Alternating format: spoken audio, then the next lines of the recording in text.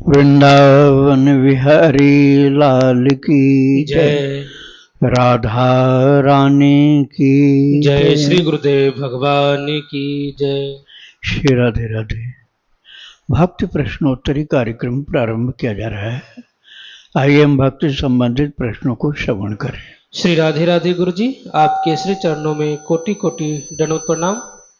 दिल्ली से हैं, इनका प्रश्न है, प्रेम से रोना और मोह शौक से रोना, इन दोनों में क्या अंतर है? क्या प्रश्न है? प्रेम से रोना और मोह से रोना, इन दोनों में क्या अंतर है? प्रेम से रोना और मोह से रोना। अच्छा अच्छा। श्री राधे राधे। देखो, मोह होता है संसार से और प्रेम होता है भगवान से। आसक्ति है मेन। आसक्ति अर्थात अटैचमेंट, लगाव। वो लगाव यदि भगवान से हो जाए तो प्रेम हो गया, और वही लगाव यदि संसार से हो जाए तो उसे मोह कहा जाएगा। मोह हानिकारक, बहुत ज्यादा हानिकारक है। मोह सकल व्याधीन कर मूला, पुनित हिते उपजई बहुशूला। मोह सभी बीमारियों की जड़ है, आध्यात्मिक बीमारियों की जड़ मोह, और उनसे बहुत से शूल उत्पन्न होते हैं। और वो मोह कैसे दूर होता है? बिनु सत्संगन हरि कथा, ते बिनु मोह न भाग। मोह गए बिनु राम पद, होई न दृढ़ अनुराग। मोह के गए बिना अर्थात मोह के नष्ट हुए बिना भगवान से अनुराग नहीं हो सकता है। और मोह कैसे नष्ट होता है? मोह नष्ट होता है भक्त भगवंत चरित्र कथा सुनने पर मोह नष्ट होता है। बार बार कथा सुनते सुनते मोह नष्ट हो जाता है। बीमारी की जैसे दवाई डाली जा रही है, ऐसे कथा दवाई है, उसी के द्वारा मोह रूपी बीमारी नष्ट हो जाती है सुनते सुनते सुनते। और वो कथा कहाँ से मिलती है? सत्पुरुषों के द्वारा। इसलिए सत्संग की इतनी महिमा। तो मोह जब नष्ट हो जाता है तब प्रेम की उत्पत्ति होती है। प्रेम भगवान से होता है और मोह होता है संसार के लोगों से। तो संसार के लोगों के लिए जो रोना आता है तो मोह का रोना है, और भगवान के लिए रोना आता है तो प्रेम का रोना है। एक बंधन काटने वाला है भगवान के लिए रोना, और एक बंधन और जकड़ने वाला संसार के लिए रोना। राधे राधे। इनका दूसरा प्रश्न है, मनुष्य भक्त कब होता है? भक्त कब होता है? भक्त तब होता है जब उसको या तो ज्ञान हो जाए और या भगवान से प्रेम हो जाए। ज्ञान होगा, सच्चा ज्ञान, झूठ मूठ का ज्ञान नहीं। सच्चा ज्ञान होगा तो और सबका अस्तित्व समाप्त हो जाएगा मन से। क्योंकि जितने बच्चे हैं ऐसे हजारों बार बच्चे, इनसे ज्यादा बच्चे पहले थे पिछले जन्मों में। जितने माता पिता भाई बंधु रिश्तेदार नातेदार अब हैं, इनसे लाखों गुना पहले थे। अब उनके लिए नहीं रोते हैं, अब जो हैं उनके लिए रो रहे हैं। आगे जो होंगे उनके लिए भी अभी नहीं रो रहे हैं। तो वो परिवर्तनशील है, क्षणभंगुर है, कभी भी टिक नहीं सकता है। भगवान कभी जा नहीं सकते, वो सदा टिके रहेंगे, वही रहेंगे। भगवान वही रहेंगे, बदलते नहीं। और संसार का परिवार सब बदलता जाएगा, बदलता जाएगा। पिछले जन्म का दुश्मन इस जन्म का साथी बन के आ जाएगा और धोखा दे के मार के अपनी वसूली करके चला जाएगा। ऐसा है झूठा संसार, इतना झूठा संसार है। तो क्या प्रश्न था इनका? मनुष्य भक्त प्रेम कब होता है? भक्त कब होता है? तो जब उसका ज्ञान के द्वारा हट जाए संसार से तब भक्त होता है या तो, और यह कथा सुनते सुनते भगवान से लगाव हो जाए तब भक्त हो जाता है। श्री राधे राधे। अगला प्रश्न है, क्या प्रेमी भक्त को ज्ञान की आवश्यकता होती है? ज्ञान की आवश्यकता होती नहीं, अपने आप पैदा हो जाता है। ऐसा नहीं कि आपको आवश्यकता है तो बाजार में ढूंढो जा करके उसको। जैसे आपके अंदर, घर के अंदर मान लो तेज रोशनी का कोई लैंप जल जाए, कोई लाइट जल जाए तेज रोशनी वाले, तो अंधकार खत्म हो जाता है ना, अंधकार रहेगा ही नहीं। ऐसे ही जब भक्ति बहुत उच्च कोटि की होगी, प्रेमा भक्ति, तो महाराज अज्ञान रहेगा ही नहीं। और अज्ञान जब रहेगा नहीं तो ज्ञान अपने आप है। अज्ञान के ही कारण तो ज्ञान नहीं है। अज्ञान समाप्त, ज्ञान अपने आप प्रकट हुआ। जैसे अंधकार दूर तो रोशनी अपने आप हो गई। तो ऐसे ही भक्ति भगवान से है तो ज्ञान हो जाता है। भले ही उसको श्लोक, चौपाई, दोहा ये सब नहीं याद हो, लेकिन उसका जो रियलिटी है, यथार्थ जो ज्ञान है, उसका पता उसको हो जाता है। बोध यथार्थ वेद पुराण, वेद पुराण की मंत्र नहीं याद होते उसको, लेकिन वेद पुराण का यथार्थ बोध हो जाता है भक्त को। अरे ये सब दुनिया झूठी है, एक सार प्रभु हैं और उनका भजन। उमा कहूँ मैं अनुभव अपना, सतहरि भजन जगत सब सपना। ये उसको ज्ञान हो जाता है। ये उसको ज्ञान हो जाता है कि सत हरि भजन और जगत सब सपना। या तो भगवान की भक्ति हो, हाँ तो ज्ञान की बात को, ज्ञान जरूरी है क्या पूछ रहे हैं। ज्ञान जरूरी है या नहीं उसकी तुमको आवश्यकता ही नहीं पूछने की, अपने आप हो जाएगा। जैसे रोशनी होने पर अज्ञान अपने आप हट जाएगा। राधे राधे। प्रश्न गुरु जी, जैसे हम तुलसी के पत्ते तोड़ते हैं तो उसमें से कुछ पत्ते कई बार हाथ से नीचे गिर जाते हैं, तो क्या वह नीचे गिरे हुए पत्तों को भी हम उठा करके ठाकुर जी के भोग के लिए इस्तेमाल कर सकते हैं? बहुत गंदी जगह हो, जैसे मान लो नीचे गंदगी पड़ी हुई है तो भले न उठाओ। जमीन पर है तो उसको धो लेना चाहिए, उठा के धो लो तो उसको काम में ले लो। लेकिन अत्यंत दूषित जगह पर गिरा है तो नहीं उठाना चाहिए। राधे राधे। इनका दूसरा प्रश्न है, जैसे हमारे गोपाल जी हैं, मेरे पास गोपाल जी की सेवा है, तो मैं, क्योंकि मुझे अर्थराइटिस की प्रॉब्लम है, तो मैं तो लगभग आधी गर्मियों तक गर्म पानी से ही नहाती हूँ। तो क्या मुझे गोपाल जी को भी तब तक गर्म पानी से नहलाना चाहिए जब तक मैं खुद गर्म पानी से नहा रही हूँ? गोपाल जी बीमार तो पड़ते नहीं हैं, उनको काय के लिए गर्म पानी से सिंचाई करोगे भाई। हम लोग तो बीमार हैं तो गर्म पानी चाहिए, लेकिन ठाकुर जी तो बीमार नहीं है, बस जाड़े में गर्म पानी चाहिए, उतना ही गर्म जितना अच्छा लगता है। जलाता है ऐसा गर्म नहीं चाहिए, और वो भी केवल शीतकाल में। सुखदाई जैसा लगे, सुखदाई यदि गर्म वाला लग रहा है जाड़े में तो वो ठीक है, और सुखदाई ठंडा ठंडा जल अच्छा लग रहा है गर्मी में, गर्मी में तो ठंडा ठंडा जल अच्छा लगता है। भाई क्या गर्म पानी ले आए, कैसे पिए, थोड़ा सा ठंडा मिला के लाओ, ऐसे कहते हैं ना। तो ऐसे ही भगवान के लिए जब सुखदाई जैसा जल हो वैसा ऋतु के अनुसार होना चाहिए, अपनी बीमारी के अनुसार नहीं होना चाहिए। श्री राधे राधे। रीना सोनी जी, इनका प्रश्न है, अधिक मास के क्या नियम है और इसका व्रत कैसे करें? अधिक मास का नाम होता है पुरुषोत्तम मास। पुरुषोत्तम भगवान का नाम। पुरुषोत्तम मास मतलब भगवान की पूजा का विशेष महीना, भगवान की पूजा का विशेष महीना, इसलिए वो पुरुषोत्तम नाम रख दिया गया। उसमें सांसारिक कर्म नहीं करने चाहिए, शादी आदि नहीं करते, लेकिन भक्ति का सारा कार्य होगा। मंदिर का काम, दान देने का, सेवा पूजा का, भगवान की भक्ति का, ध्यान, जप, यज्ञ, अनुष्ठान, ये सब होगा। भक्ति का, भगवान का काम सब किया जाता है, खूब ज़्यादा किया जाता है ये, क्योंकि 4 साल में एक बार आता है, तो वो 4 वर्ष का पूरा फल आपको मिल जाएगा।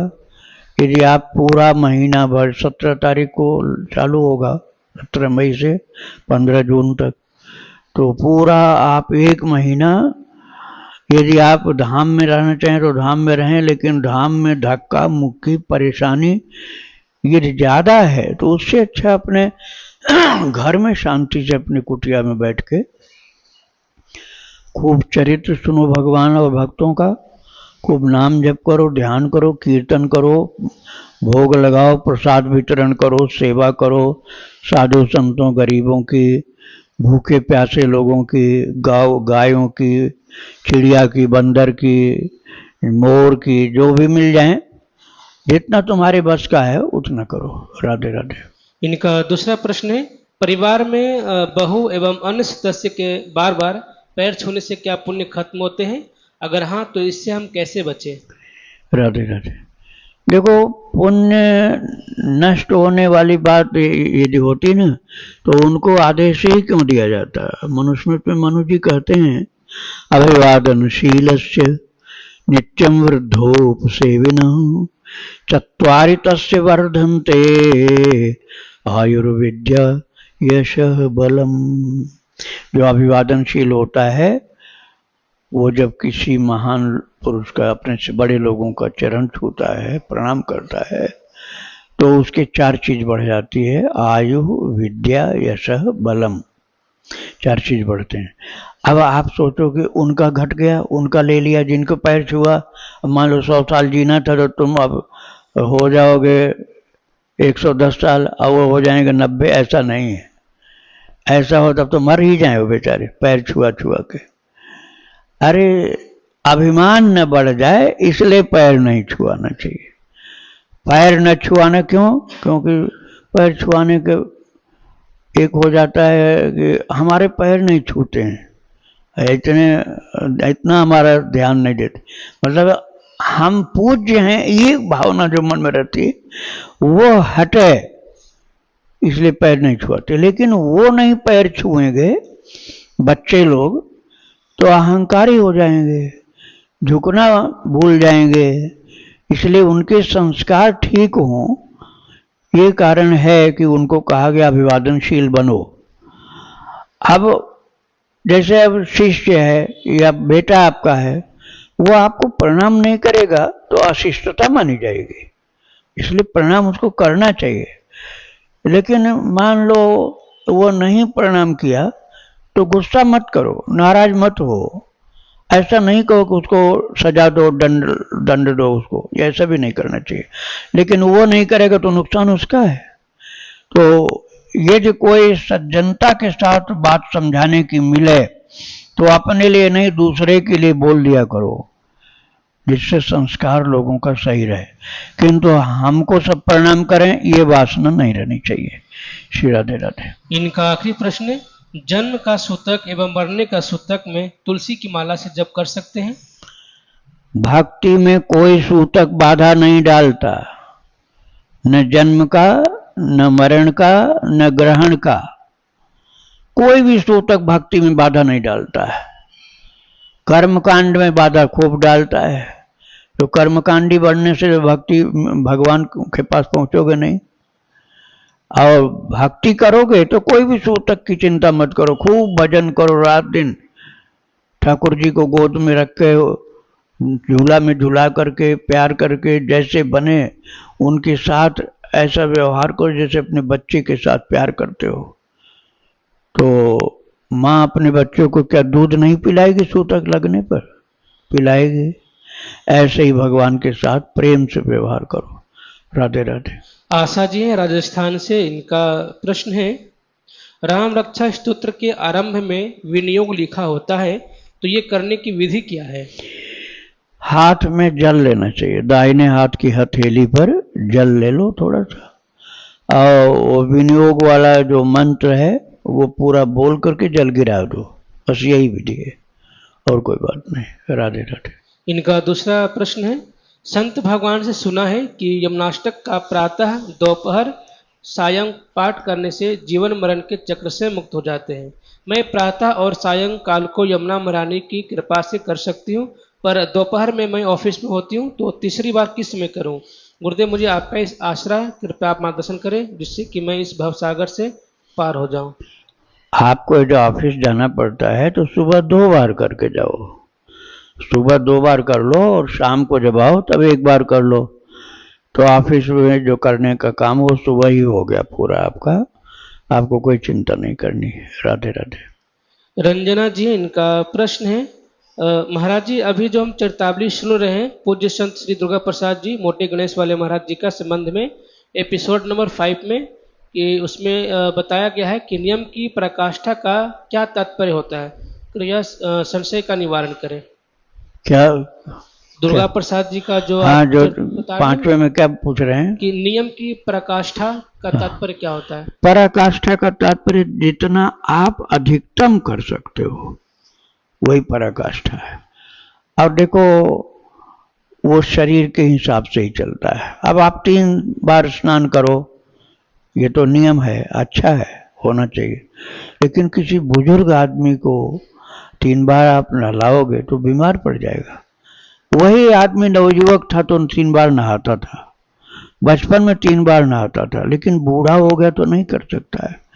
तो शरीर के हिसाब से नियम होता है, जितना सहन कर सको उतना करना चाहिए। भजन भी अधिक से अधिक करो। माला नहीं चल पा रही तो बिना माला के करो।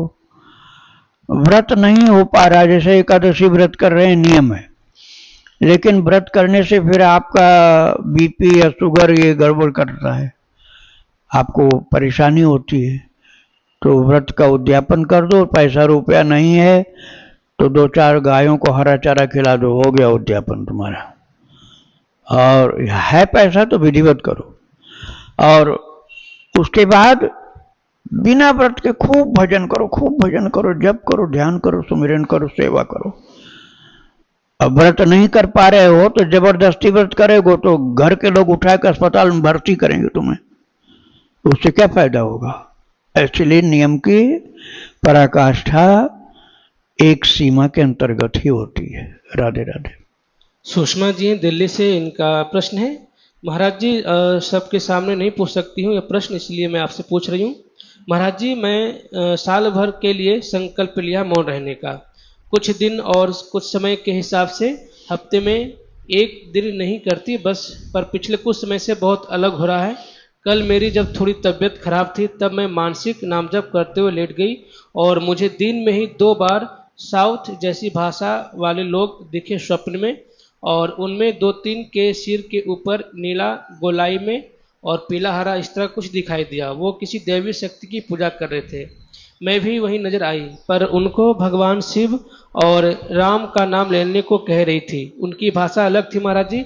मुझे बस इतना जानना है कि ये जो रंग दिखे थे तो प्यारे से, पर ये सब कोई वहम है या ऐसा कुछ होता है, क्योंकि मेरे लिए ये बात बिल्कुल नई सी है, इसलिए सबके सामने नहीं कर सकती।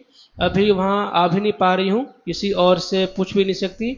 हम राम नाम लेखन कर रहे हैं जो अभी और लिखने हैं। महाराज जी, गृहस्थ में रहकर ये सब करना बहुत मुश्किल होता है, पर मैं अब मौन में ज़्यादा आनंद महसूस करती हूँ। जब आपके श्री चरणों में आना होगा तब कुछ और भी आपसे पूछूंगी। आप बताइए, कृपया मार्गदर्शन करें कि जो नीला रंग था, जो अलग सी भाषा बोलती है, ये रंग का क्या मतलब हुआ। हाँ, वो तमिल भाषा बोलते हैं, वो भी अगस्त ऋषि के द्वारा उत्पन्न हुई भाषा है। अगस्त ऋषि ने दक्षिण भारत में तमिल भाषा को जन्म दिया था शिव जी के आदेश के अनुसार, तो वो भी शास्त्र सम्मत होती है।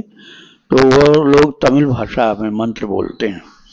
तो उन लोगों ने दर्शन दिया आपको, कृपा करके ऋषियों ने, अगस्त के शिष्य लोगों ने दर्शन आपको दिया, तो आपका कल्याण ही किया है, उसमें कोई संशय की बात नहीं। राधे राधे। इनका दूसरा प्रश्न गुरुजी, गुरुदेव, बहुत सी बातें ऐसी हैं जो आनंदमयी तो हैं, पर मैं उनके बारे में कई बार जल्दी से जान नहीं पाती। क्या मुझे इन सब बातों पर ध्यान देना चाहिए या जिस भक्ति मार्ग पे चल रही हूँ वैसे ही दृष्टा बना करके चलते रहना चाहिए?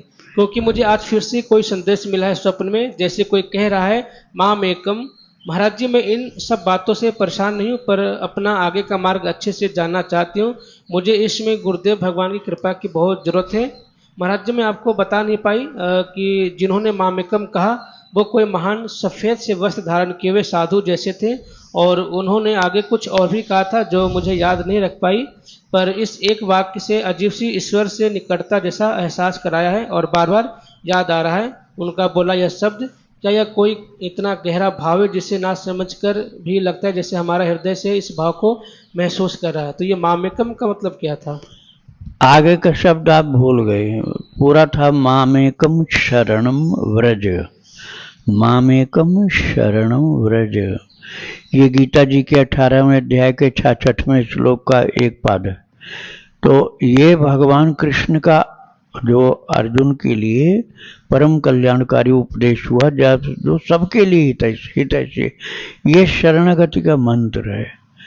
तो शरणागति का मंत्र आपको दर्शन में और सुनने को जो मिला है, इसका ये अर्थ हुआ कि आप भगवत शरणागत हो जाओ, उसी में सबसे ज्यादा हित है, भला है। सर्वहित ऐसी चीज है शरणागति, शरणागति से बड़ी कोई चीज नहीं होती। राधे राधे। शिवांगी जी महाराष्ट्र से, इनका प्रश्न है, महाराज जी हम पिछले 4 सालों से नॉनवेज खाना छोड़ दिए हैं।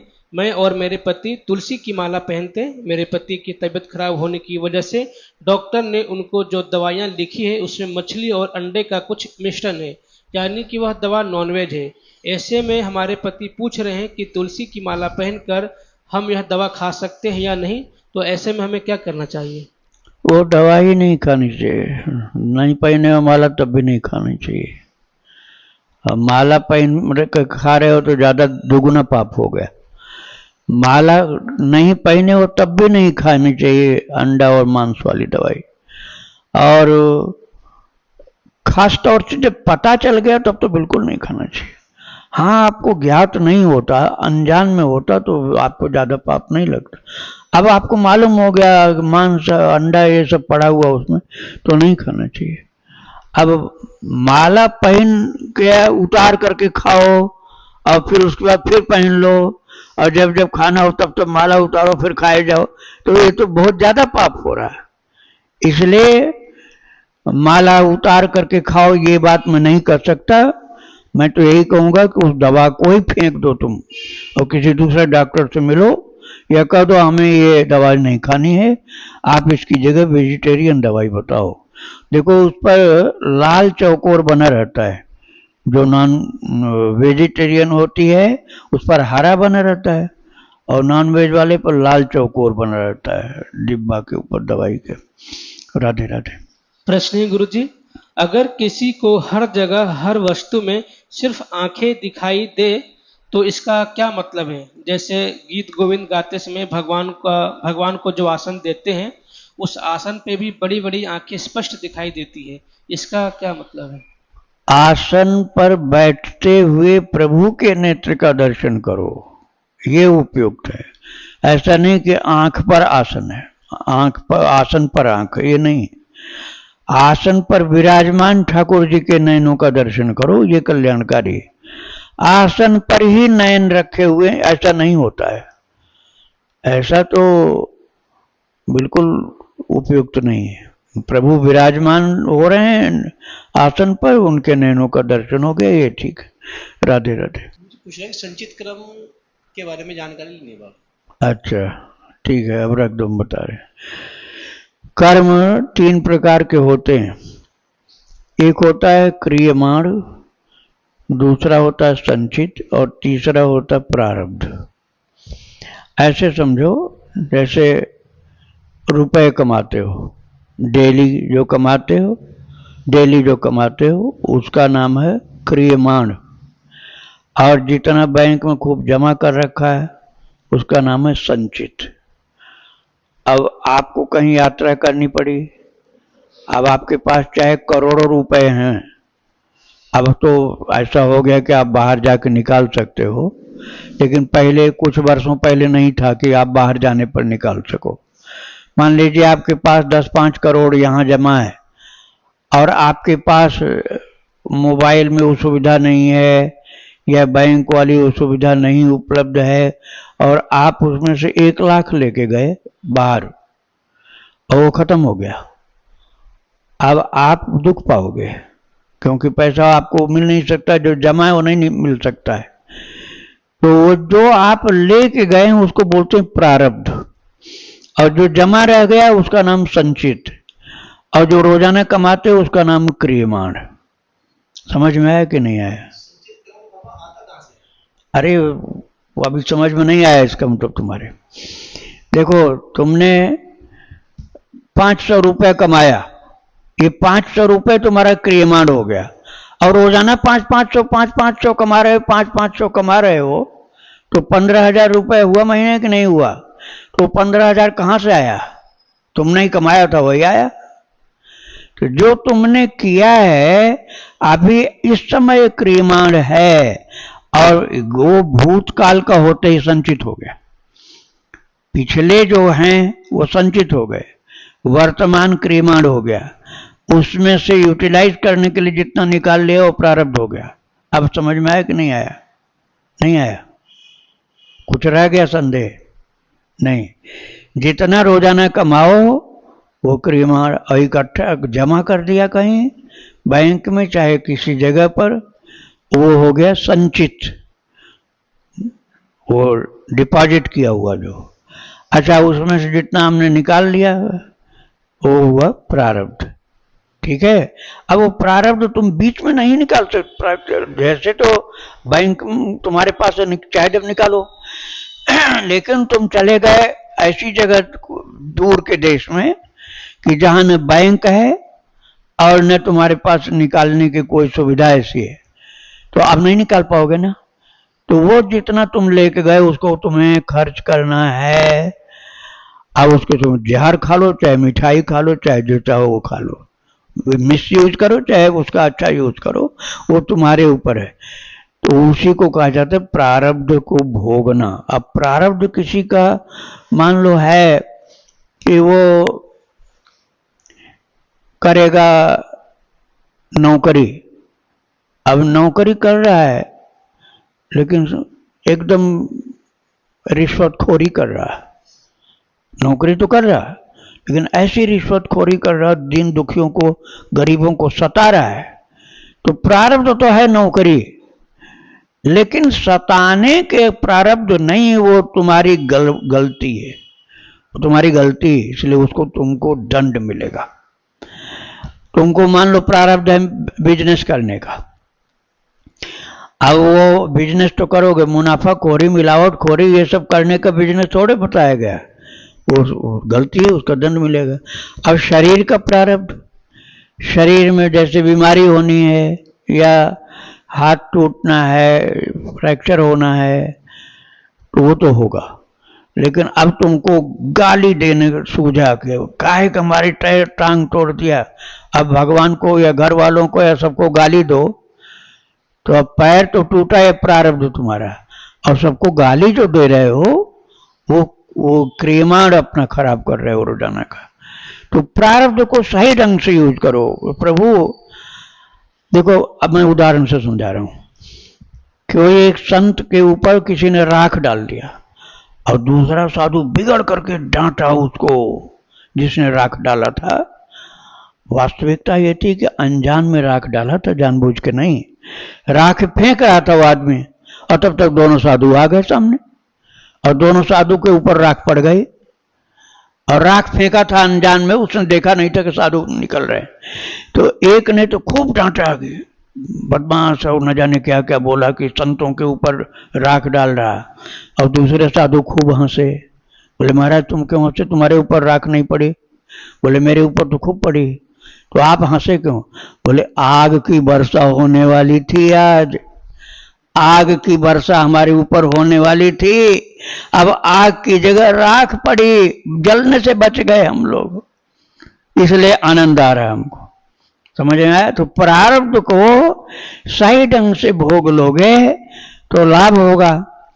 देखो कैंसर था हनुमान प्रसाद पोद्दार जी को, लेकिन कैंसर को भूले हुए राधा कृष्ण की सेवा में डूबे रहते थे। कैंसर भूल था तो शरीर में ही, लेकिन भूल गए थे। ऐसे ही प्रारब्ध को जो सहन कर लेता है वो साधक है, वो समझदार व्यक्ति है। और क्रियमाण में सावधानी करो तो समझदार व्यक्ति हो। संचित का सही उपयोग करो। छोड़ करके कमा कर इकट्ठा किया और छोड़ के मर के सब चले गए, और उसको लोगों ने शराब पी लिया और गंदे गंदे काम में खर्च कर दिया, क्या फायदा?